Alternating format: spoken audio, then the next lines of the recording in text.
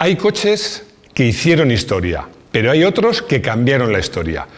No son los más bonitos, no son los más caros, no son los más rápidos, pero sí son los más influyentes. Después de estos coches, nada volvió a ser lo mismo. Bienvenidos a Garaje Hermético, enciérrate con nosotros.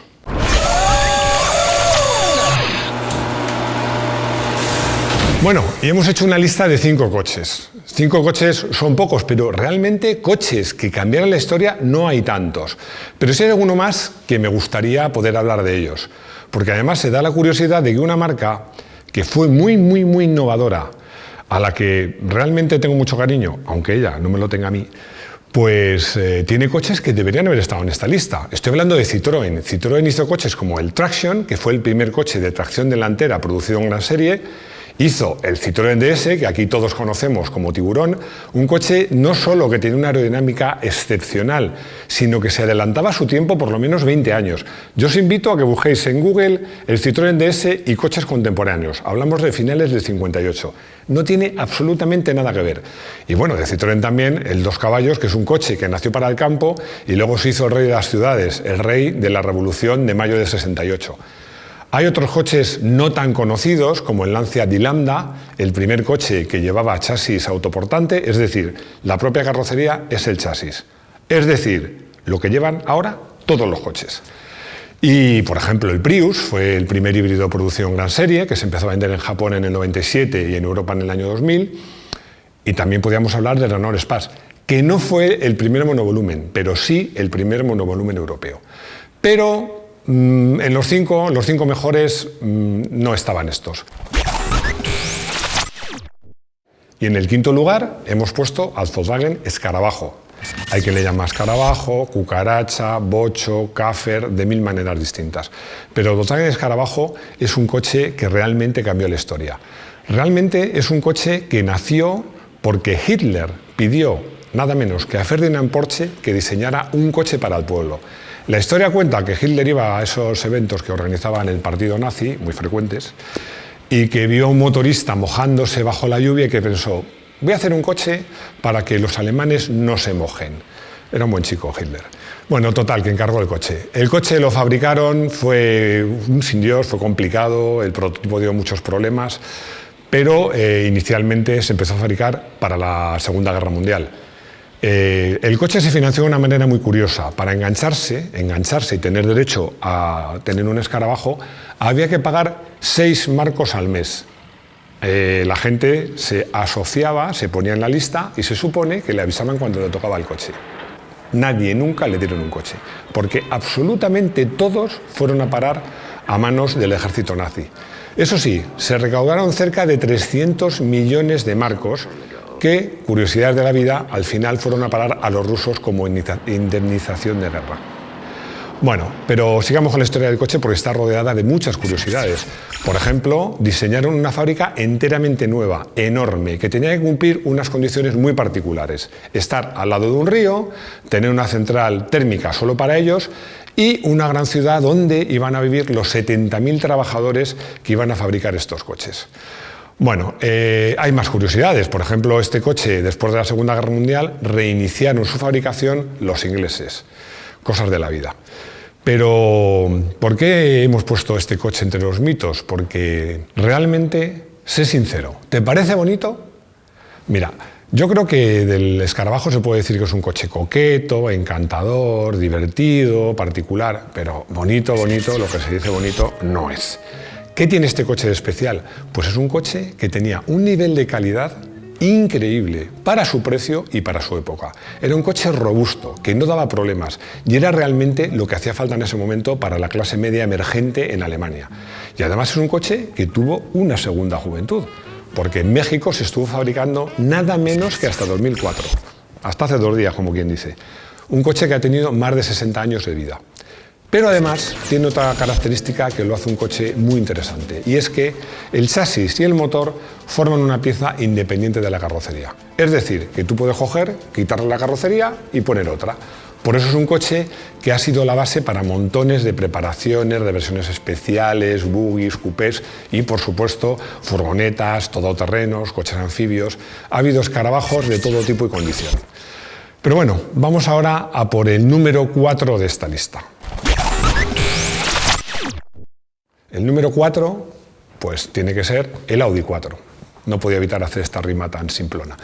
¿Realmente qué hizo el Audi 4? Pues el Audi 4 llevó la tracción total a los coches de asfalto. Hasta ese momento a nadie se le había ocurrido hacer un coche de tracción total para ir por el asfalto. Parecía una tontería, pero a los ingenieros de Audi no le pareció una tontería.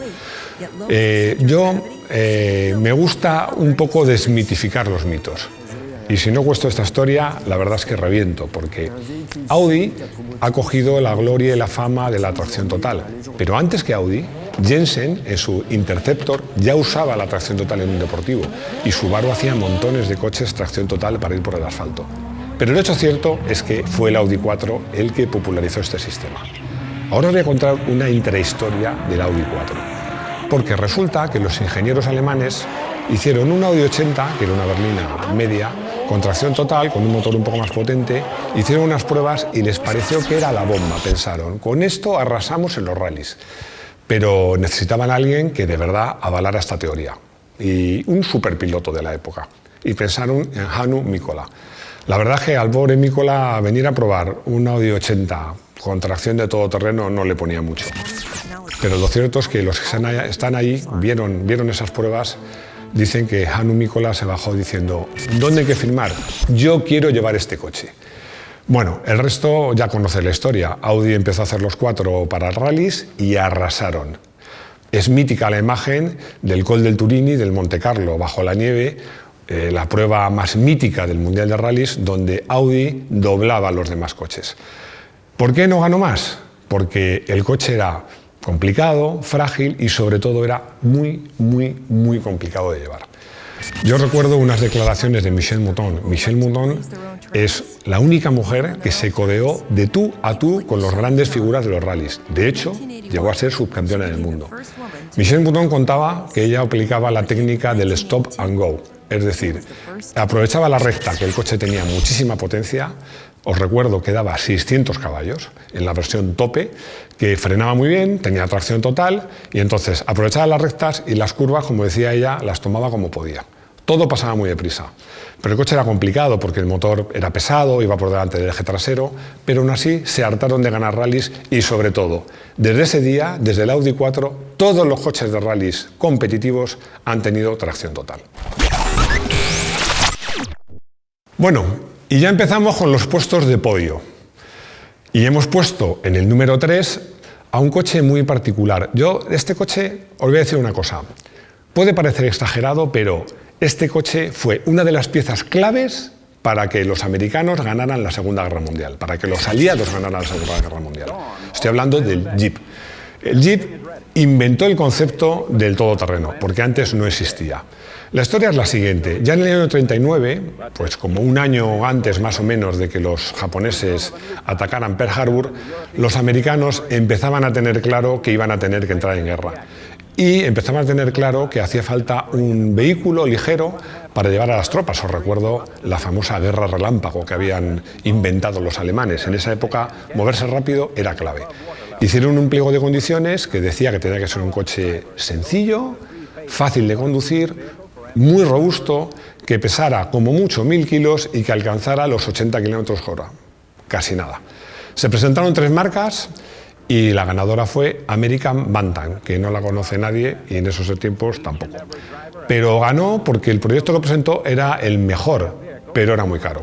Entonces los americanos, que como sabéis son muy resolutivos, dijeron: oye, a los chicos de Ford y de Willys-Overland, vuestro proyecto no nos ha gustado, pero ¿nos podéis hacer este otro más baratito? Y Willys-Overland dijo: levanto la mano, yo sí que lo hago. Lo que no cuenta la historia es que pensaron los chicos de American Bantam que les robaran la idea y la fabricaran otros.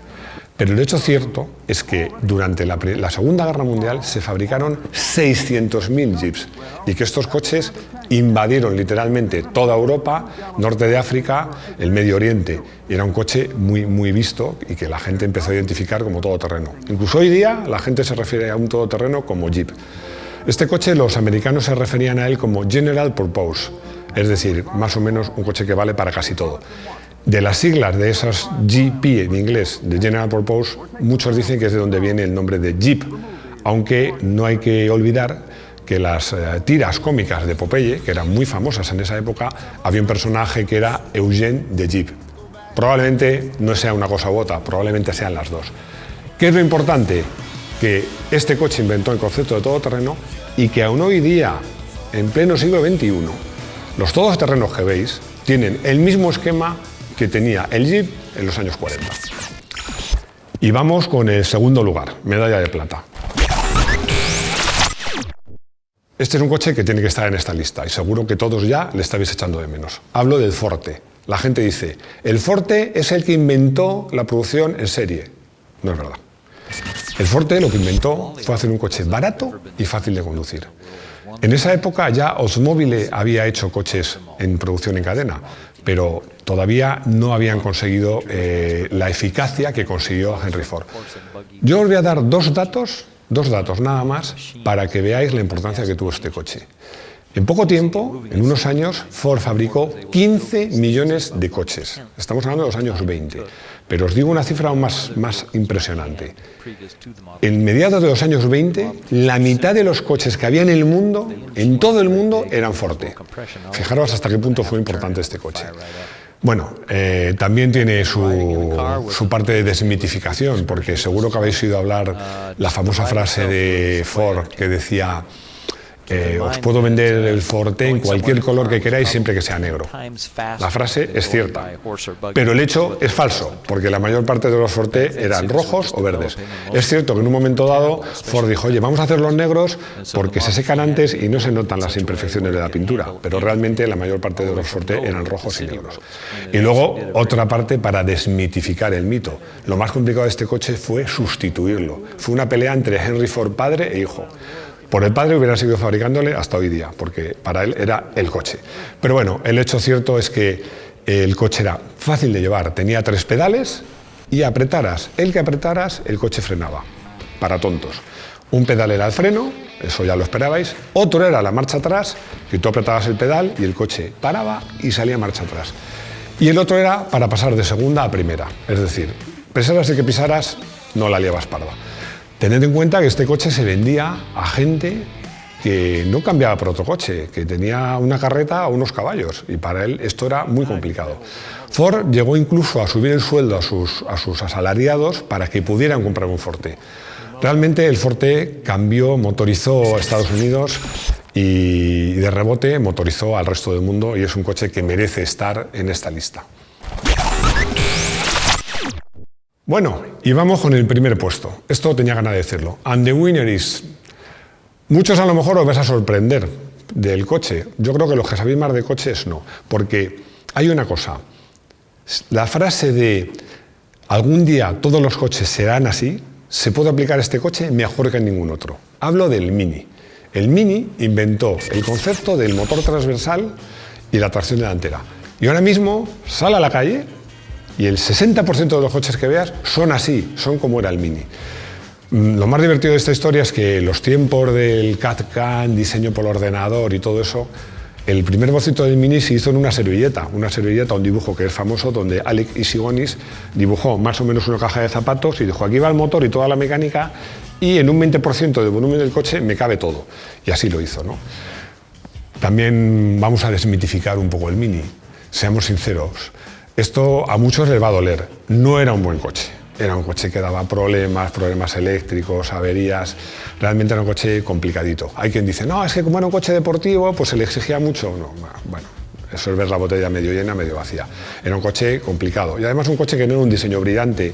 Era un diseño brillante, pero la puesta, cómo se había llevado a cabo, no lo era.